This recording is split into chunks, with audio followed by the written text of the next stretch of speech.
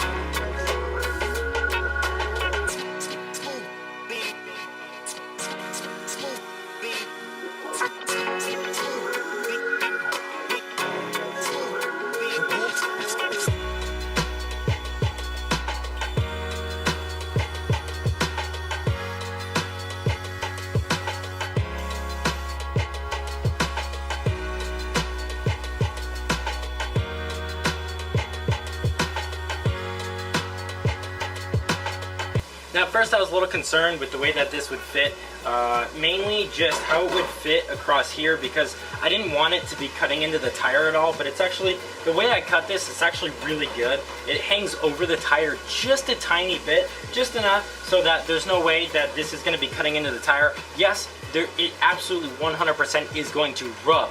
Now, that's not what I'm saying. I'm saying that this is not going to cut into the tire, because the difference is it would more like this rather than hanging over. That's gonna rub, but this is gonna cut into it.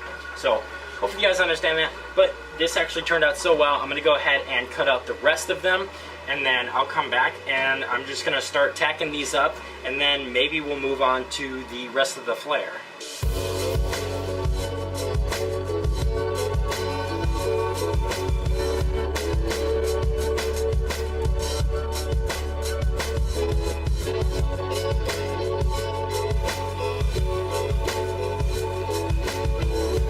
So I just now got them all cut out of metal. The front ones, I'm kind of having an issue with the fitment on the tire itself.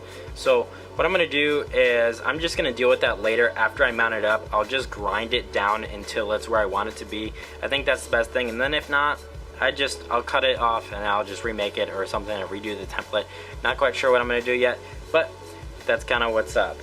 The rear ones are like perfect. I have like no issues with the rear ones at all. I'm still going to grind it back a little bit just to make it just perfect, and then the front ones, they need quite a bit of work, but we'll deal with that down the road.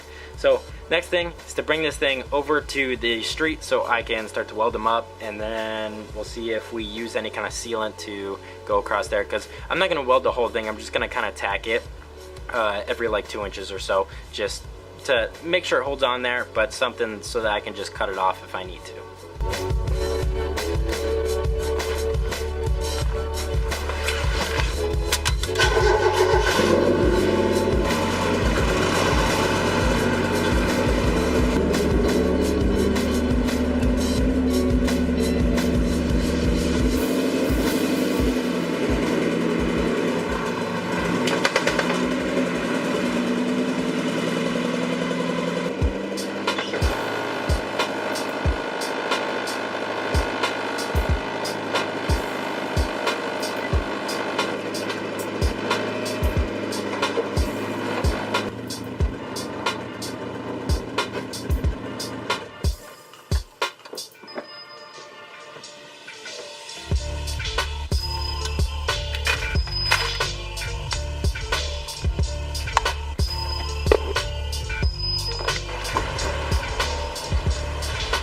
So now, get everything set up, and I'm going to start tack welding the fender flare to the fender itself, and we'll see how it fits. Hopefully it fits pretty well. The rear should go pretty smooth. The front, like I said, fitment wasn't so great, so we'll see how that goes.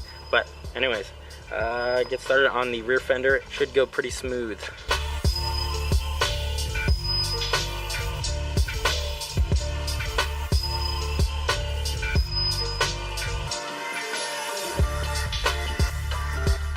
So I'm actually going to mark about every 2 to 3 inches just to make each spot weld kind of even and kind of give it some structure and, I don't know, make it look nice. And then after I mark it, just go ahead and spot weld it all the way across, and then I'll move it all the way around, and once I do it to all of them, then we're done.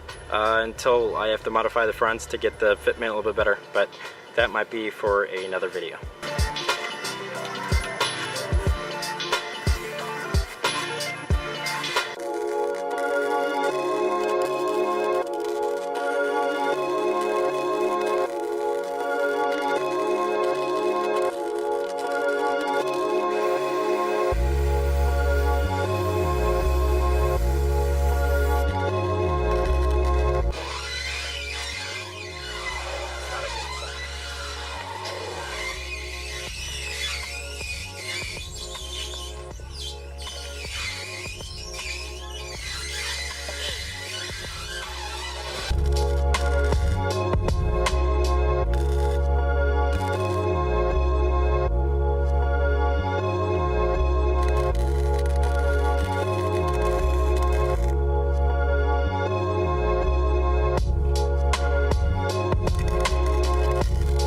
So as you just saw, I finished up tack welding all the fenders. The fronts look terrible right now. They need quite a bit of modification. The rears are pretty much almost where I want them to be.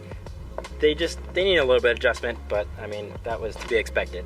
This has like a gap. It kind of goes in right there, whereas this one doesn't. This is the one that I made the template for. So obviously, since these two were kind of a little bit different, since this thing is so hacked and the fenders are kind of hacked a different way, that this isn't quite gonna fit the same as the other one, but it was pretty similar. All I gotta do is bring this out and I'm gonna tack weld that.